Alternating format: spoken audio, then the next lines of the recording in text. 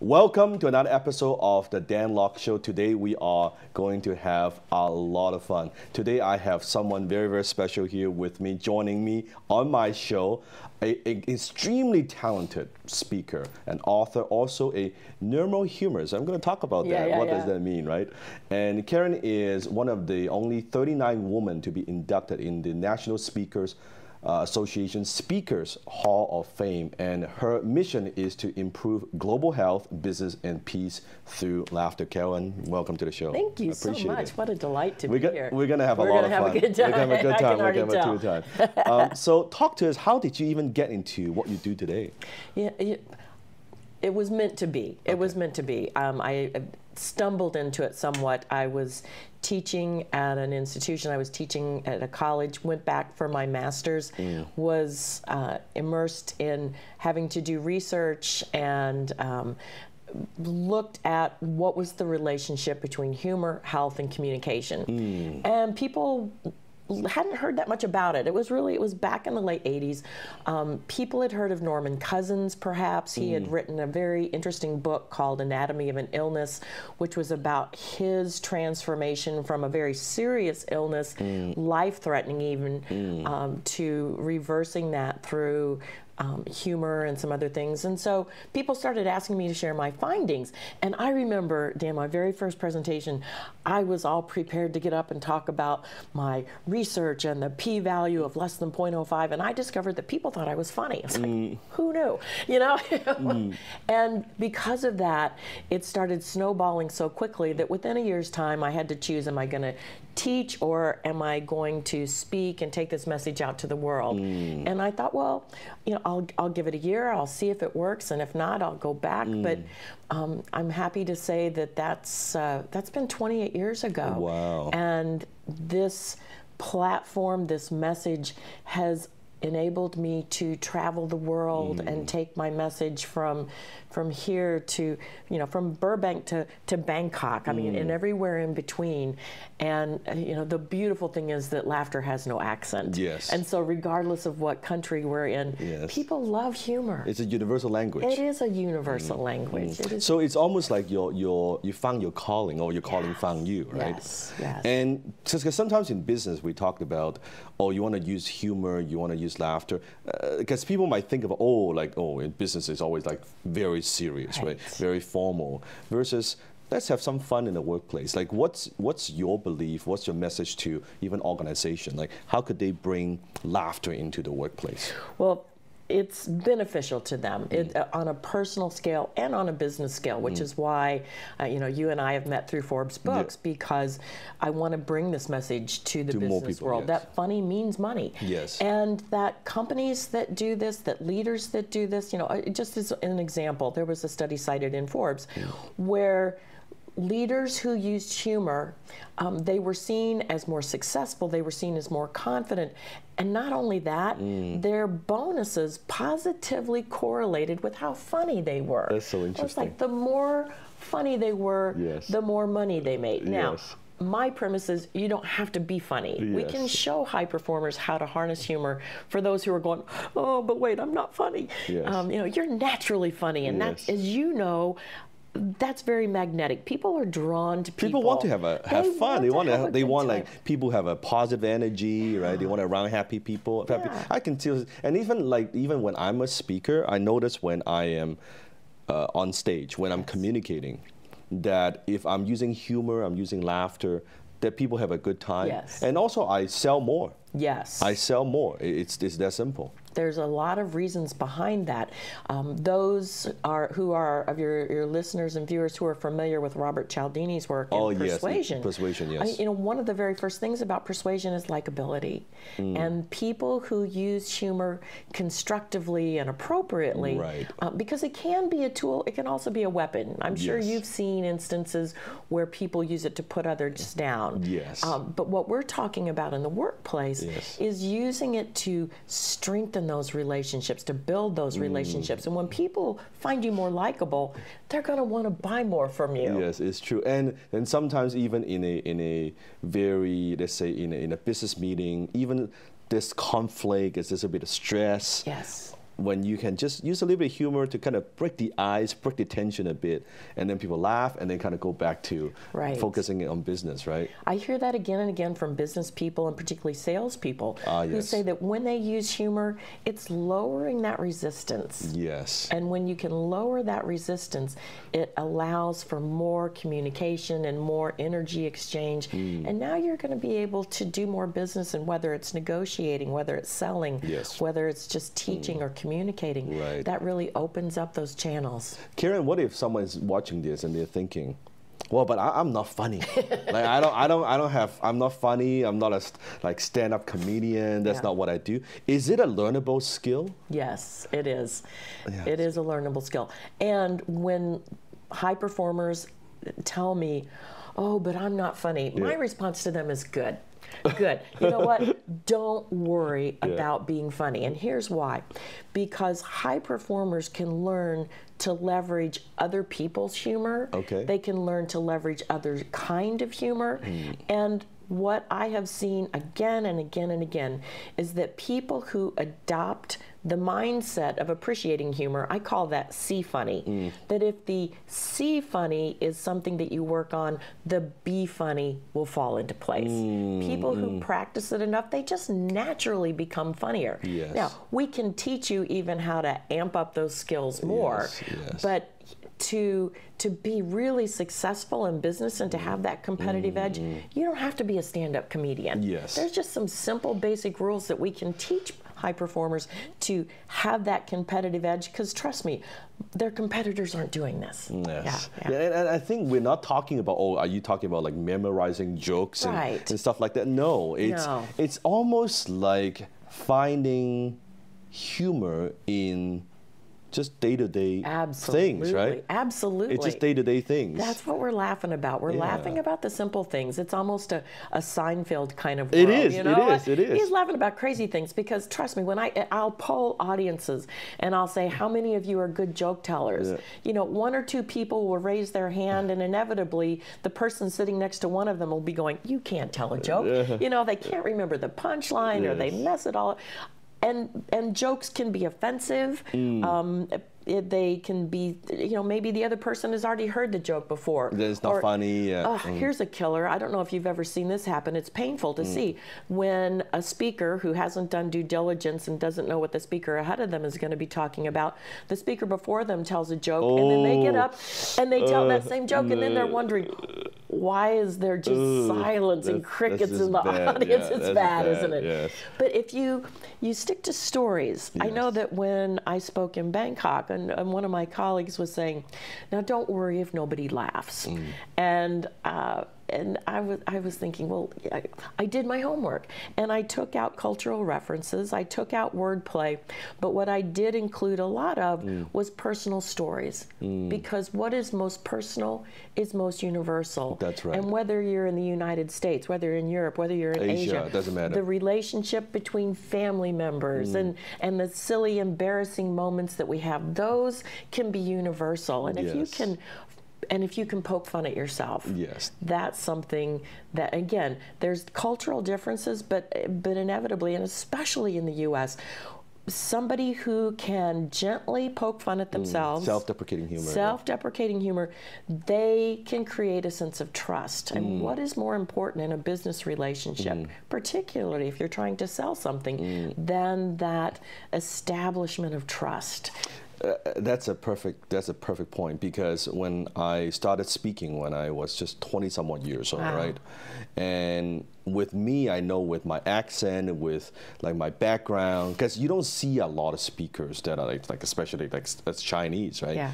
On the main stage. So instead of hiding that, in the beginning of my speech, I would talk a little bit about my story. Oh, by the way, I would say something like, by the way, some of my friends say I still speak like Jackie Chan. And then they all laugh, right? There you go, right? And then I would say, how many of you think I'm a little bit better than Jackie Chan, right? they all laugh, right? And boom, and it works. So instead of hiding it, right, now it's memorable, right? Yes. They understand, and instead of, oh yeah, you speak with an accent. No, you're better than that. We can understand you. Right. Boom, right? Right. It works. It totally works. It totally works. It endears you to the audience. Yes. You're addressing, basically it's almost like sales. It's like you're addressing an objection. They're like, wait a minute. I don't know, yeah. And, it's like you've got it up there, you're poking fun at it, and here's what that does. This is not, this is what people don't consciously think about. But what you've done now is you've empowered yourself because your ability to laugh at a situation shows that you have a sense of confidence. Yes. And when you can portray that confidence in humor, now your audience is like, whoa, here's somebody who he's confident enough that he can make fun of himself. And also, like, it's almost like I don't take myself too seriously, right? It's like I'm having a good time. We talk about things, and I'm here to share what I know, and people, you're gonna have a good time. It's kind of that kind of feeling, right? It's humanizing. Yes. And people want to do business with another human being. Yes, 100%. Not with something that they or someone that they feel is unreachable or untouchable. And I think a lot of speakers, because with the minute you step on stage, you're already, like, you have a higher status, right? You're seen as authority. Right. So I think, if anything, like any speaker who is communicating, who's on stage, you should tone it down and have insert humor versus a lot of them, I think, because insecurities, they try to build that up. Yes. The minute they go on stage, I see speakers do this, right? It's like start rambling the resume, right? Yeah. How good I am, what about this, my background, I've done all these things. It actually turns the audience off. Right. Versus, hey, let me tell you a funny story, right? Yes. On the way here, this happened or that happened. You look at even back then, Jay Leno. Yes, I love Jay Leno. It's a perfect example, right? It's always something, little things that happen in his life, and he would just talk about it. Right. Those are the dialogue that he has, right? I love that. And that's something that, again, a high performer, and this is my definition of high performance humor, is when somebody uses humor intentionally for a desired outcome and consistently. And so maybe your desired outcome, like you said at that point, is to strengthen your relationship and rapport with the audience. And to so break the ice. And so we want to, how can we do that? We can intentionally put in a little bit of humor. If you want to establish rapport with your team or something like that, it's the little things like you're talking about that go on in the workplace or happen in the business. A lot of the inside humor that we can use that other people are going, what are they talking about? But it really kind of just cements the relationship for those on the inside who can laugh at themselves in that bonding humor. Yes, and I think you think about in our world where you have the educators and then you have the entertainers. Yes. Some of the highest paid people in the world are entertainers, right? Yes. It could be through humor, right? Yes. You look at, and it's very interesting, I look at even comedians, example, you could look at, like, say, Jim Carrey. You look at Jerry Seinfeld. Yeah. You might think they do silly things. Yeah. But if you even watch Jim Carrey's speech, they're actually incredibly intelligent. Yes. They are like super smart. Yes. And it's almost like they have a very deep understanding of human beings, psychology, even life. Yes. Right? And they do silly things that make you laugh, and you would think, oh, he's that silly guy. Well, actually, in person, they're not like that at all. One of my most admired comedians of all time was George Carlin. Incredibly intelligent man who started out in his early career as the hippy-dippy weatherman, but later went on to take on very important social issues and really used humor as his method of conveying his message. And so a lot of the comics and comedians that are admired and well known today, a lot of them carry these social messages because they recognize the power they've been given. How you get through the people. Yeah. But kind of a reverse of that is that some of the highest paid teachers, speakers, experts are ones who have learned to weave humor into their message. Right. And they don't have a lot of times people have said, you know, have you ever done stand-up? And I said, yes, but I prefer to speak to sober, non-smoking audiences. And it pays a whole lot better. Yes, you know, I yes. can make a smaller amount doing stand-up, or I can get paid to deliver a serious message, really funny, to a corporate audience. And so to learn how to weave a little bit of those stories like you're talking about, the everyday experiences that people have. It doesn't have to be rocket science. You don't have to try to come up with these amazing jokes and insights. Sometimes it's just the short stories. Oh my gosh. A little punchline, right? Yes, yes. Share with us a couple of like funny stories.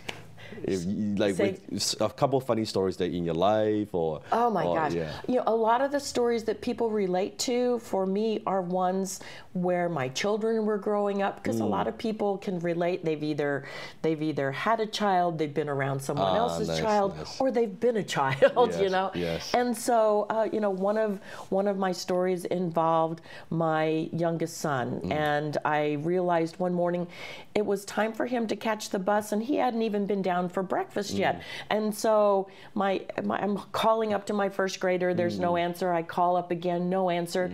And so I go up the stairs, and as I put my hand on the doorknob, I hear this strange noise coming from his room, and I slowly push the door open, and there's my first grader jumping up and down on his bed in his underwear, and he's swinging his school clothes over his head, and he's kicking and singing and dancing, and I lost it. I looked at him and I said, "What do you think you're doing?" And he stopped jumping up and down, and he looked at me and he said, "Mom, don't you think getting up in the morning ought to be more fun?" And I was like, no. But when I portray, and then I share that with my audience, and I'd say, how would that be if we could get up in the morning and have more fun? Do that. You know, maybe not in the underwear. Yeah, maybe you don't have to be jumping up and down on your bed or swinging your underwear over your head. But maybe if we could just, what if going to work could be more fun? What if just getting up in the morning could be more fun? And that it is a choice that we have. Everything we do is a choice. Even not to choose is a choice. It's true. So choosing to have fun, choosing to have humor. We've all had that childlike perspective when we were little, but it was socialized out of us by our teachers and by our parents and by our bosses, and we think, oh my gosh, we have to button up and we have to be serious. But we can still do serious work, and as you mentioned, take ourselves lightly. I think it's so true that you mentioned that, because I notice even, let's say, at conferences, right? Let's say you go to a conference and it could be a trade show, and people are like very serious the whole day, right? And the topics are very dry. You listen to the speaker and you take notes. But then after the conference, maybe in the evening, they go have dinner, have a drink, right? You go to the bar, and then you can hear the laughter, right? It's the same group of people in the pub, in the bar, right? In the restaurants, now they're having fun. They're drinking a little bit. They're a bit more relaxed, right? That to me is how the conference should be. Right? So when I'm teaching, same thing, I try to weave humor in stories. You got to make it interesting for people, right? And even when I'll give you a perfect example. When I decided to share some of my my personal hobbies, just like because I collect like superheroes and stuff like that, the toys and all that. I talked to a couple consultants. Oh no, you don't want to do that. Like the image consultant, right? You know, you got your brand, you got your thing, and you shouldn't. No, people don't take you seriously. I'm like,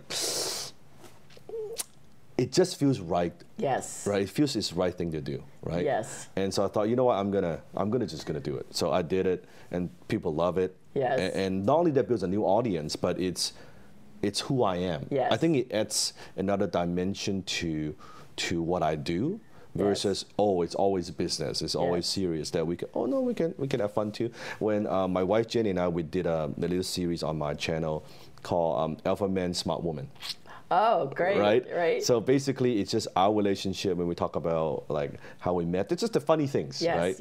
And Jenny would go like they say shopping, and we do the unboxing, and I would be, oh my God, what did you buy this time, right? Right? It's like this kind of humor, and people love that. And people love Well, that. you're bringing up an interesting point, and that is that whether people are looking for a leader Yes. or whether they're looking for a lover, one of the top 3 traits they're looking for true. is It's true. sense of humor. That's true.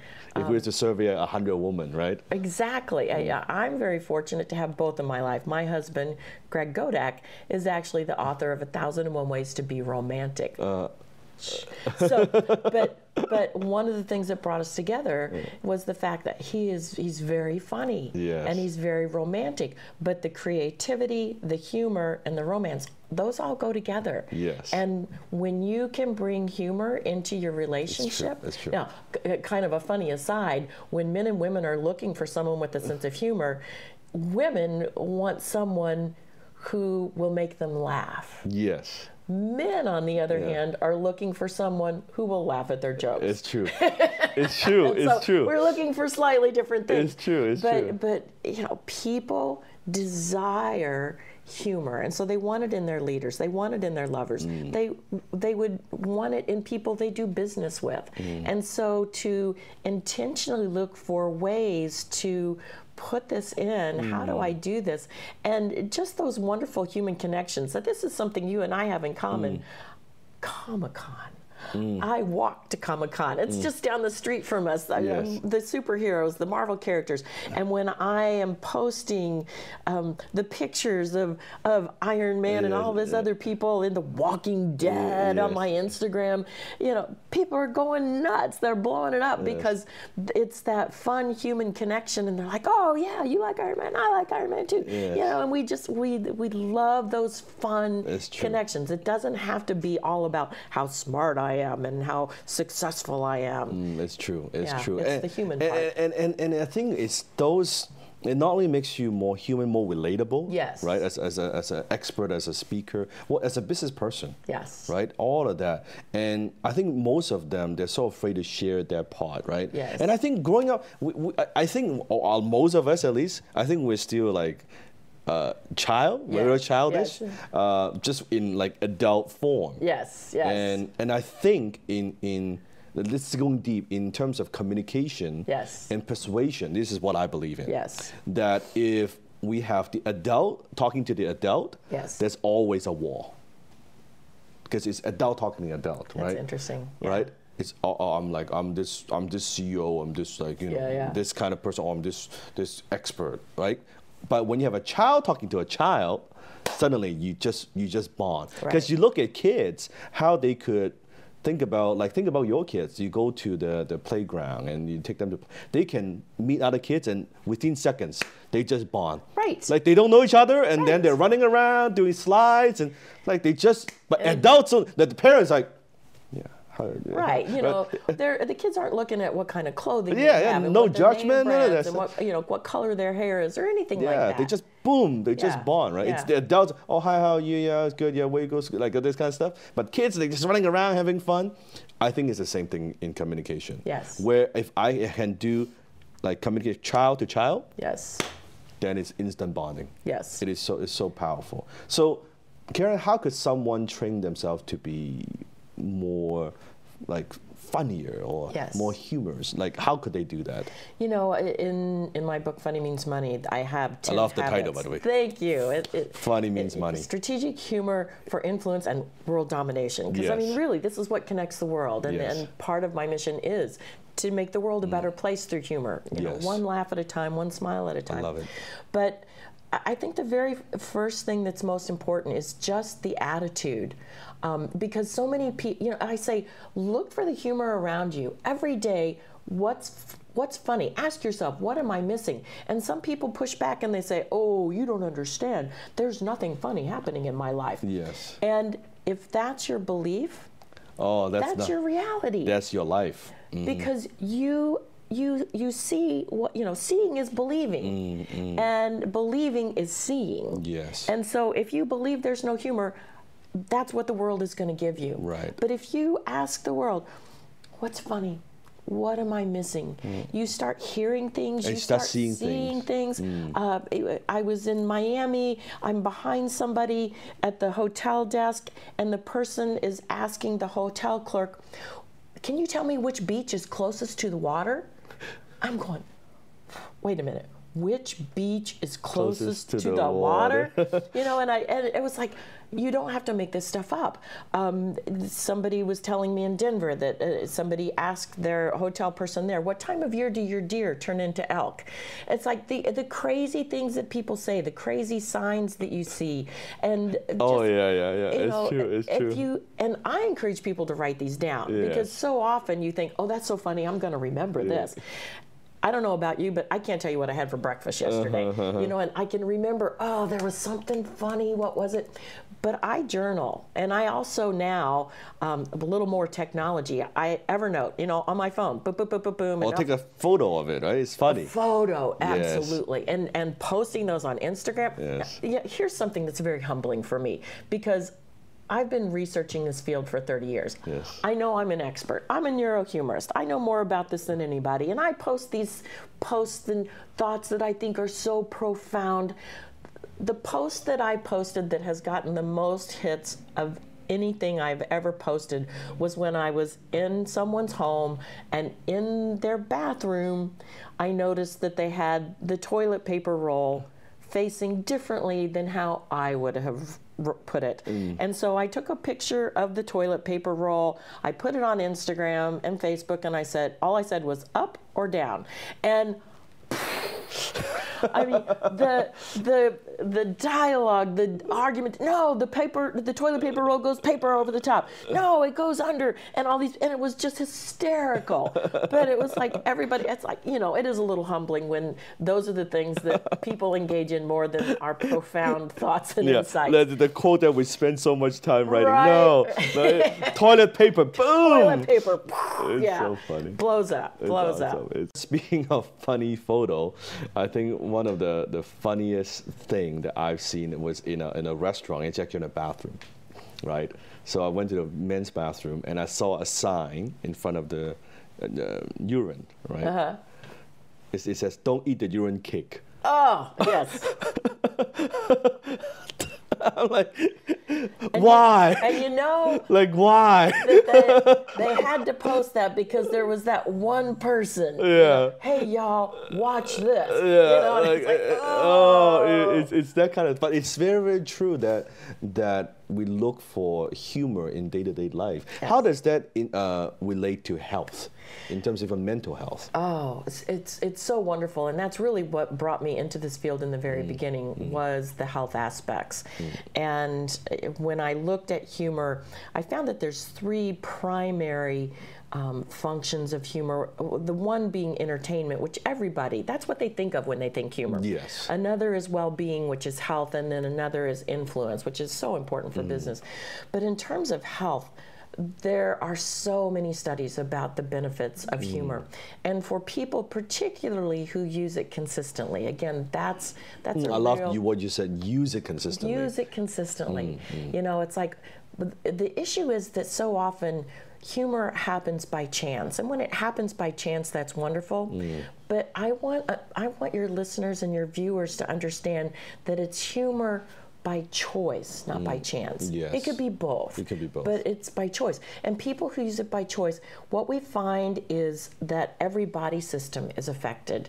It's a wonderful thing that humor is a whole brain activity. It affects the prefrontal cortex. It affects, which is where we have wit. It's the understanding of the joke. The emotional component of the brain, which is the limbic system. That's how we know we feel good and happy. Yes. And then the occipital lobe in the back of the brain, which is the physical expression, which is laughter. And because of this whole brain activity, there is this cascade of neurotransmitters that affect us all over our body. And some of it we're aware of because we have the oxytocin and the serotonin and the endorphin-like chemicals that make us feel good. But also things that are going on are hormones and proteins and things that are doing wonderful things for our body. For instance, the number one negative process in our body that just fans the flames of so many illnesses and degenerative diseases is cortisol. And humor lowers cortisol levels. cortisol is an inflammatory process that's throughout every cell of our body. But humor decreases those cortisol levels. And so this is why we see positive effects in terms of autoimmune diseases, and we see positive effects in terms of heart disease, persons with diabetes. All of these kinds of things we see positive effects in people. And one of the studies that was done in Japan, actually it was repeated, and I was so impressed with this, I had mentioned it in my TEDx talk, was that we saw changes not just at the cellular level, but beyond the cellular level. We actually saw positive changes in people's DNA. Wow. Now we're talking epigenetics, Wow. and that people have the ability to positively influence future generations by using humor intentionally and consistently. I mean, with something this powerful, why would you not want to include it? And you know, one of the number one issues in our country, costing us billions of dollars, is stress. Yeah, stress and depression. Stress and depression, and you know, work loss, days off, sick days, errors that are made at work, accidents that happen, all trace back to stress and depression. 100%. And that humor can help deal with that. And so, you know, using this and implementing it, it helps people on a personal level, and at companies, it's saving them millions and even billions of dollars in lost work days and accidents, engagement, happier people. They're doing more, they're more productive. And they're more looking forward to go to work, because Yes. it's the workplace is it's a friendly environment, it's a fun environment, versus you people dragging, oh, gotta go to work, right? Of course, and they're not going to be productive. Right, and that's very contagious. Simple. Yeah, it's 100%. contagious. If like one person is, oh, you think you're having a bad day? Let me tell you my day, right? Right? Isn't that crazy how we get in this one-upsmanship, like whoever has the oh, you think worst day, don't get me started, yeah, right? you know, it's like I have the worst day, so I win. Yeah, that's crazy. It's very, very true. And I think, just like what you're saying, this is science. Yes. This is like science. This is not just, oh yeah, be happy and things like that. That's not what we're talking about. No, and this is what I love. This is what feeds me. I'm a neurohumorist, and I know your audience is thinking, oh my gosh, he's bringing on another neurohumorist. but it's living at the intersection of humor and the brain, because really this is a great frontier. Sure. And what we're bringing to your viewers and your listeners is the latest in science that shows this will improve your health. This will increase your focus. People, here's a great study that was done by a friend and researcher at Loma Linda, Dr. Lee Burke, who is just an amazing psychoneuroimmunologist. He was doing a study of the brain with people, and he had the control group, he had the group who was watching something stressful, the movie Saving Private Ryan, and then a group that was watching humor, and they got to self-select out of a couple of choices what was funny to them, because what's funny to me might not be funny to you, but I digress. But anyway, what he found was that the brain waves of people who were experiencing humor, not only was it a whole brain process, the alpha, the delta, the beta, the theta, but in addition to this, now we see the gamma waves. And gamma waves, many years ago when we had analog, we thought that this was just somehow interference.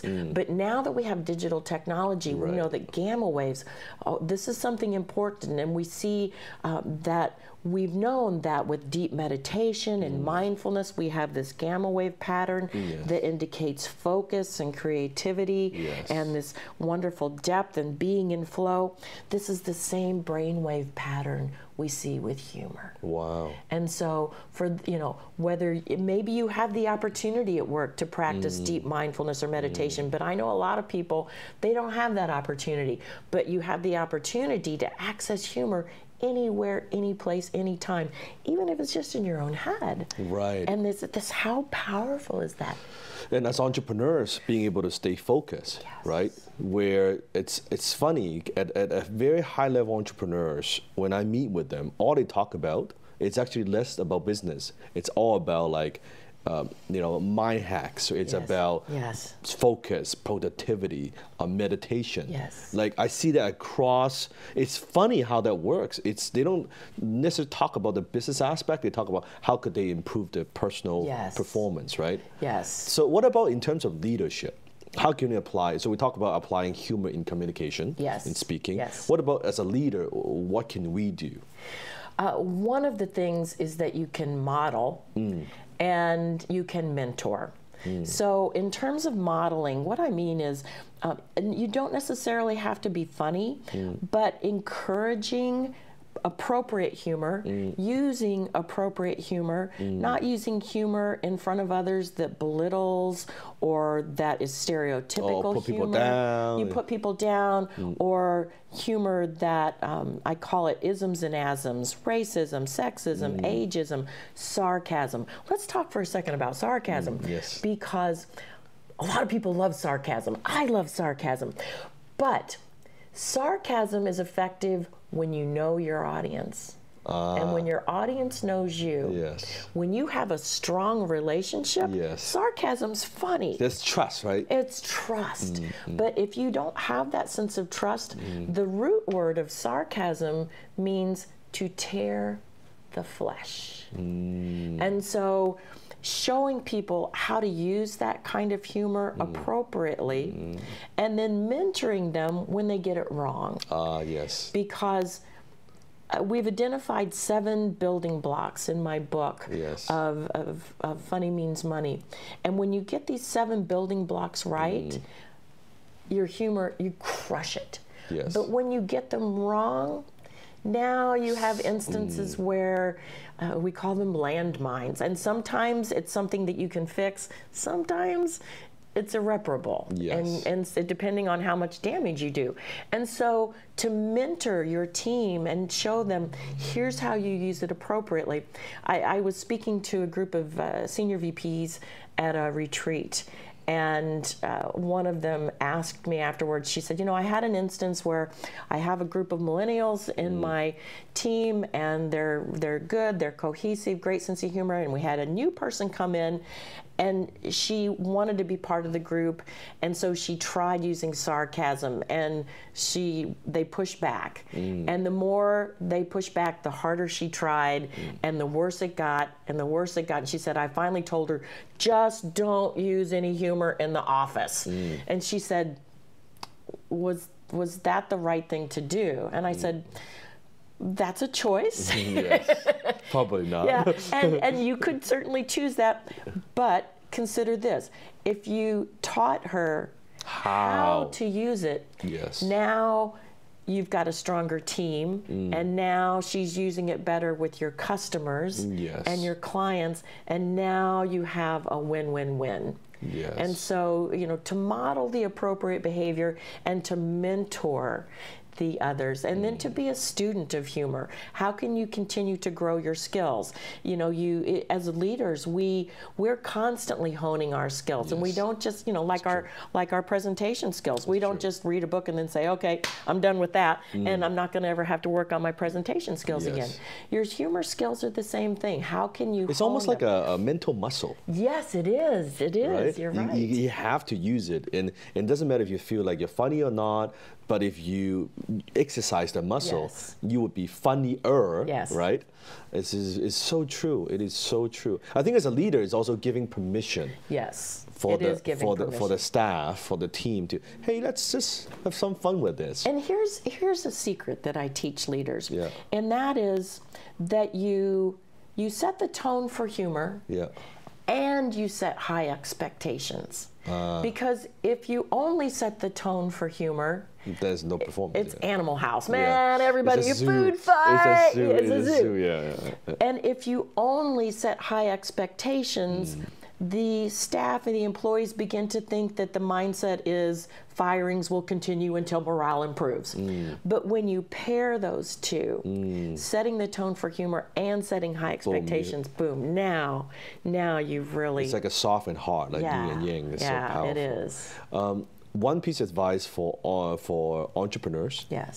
In communication, doesn't matter if it's one-on-one sales or in a sales meeting or even speaking to large groups, right? What's the one thing they can do to prepare maybe before that meeting? Boy, here's the most important thing.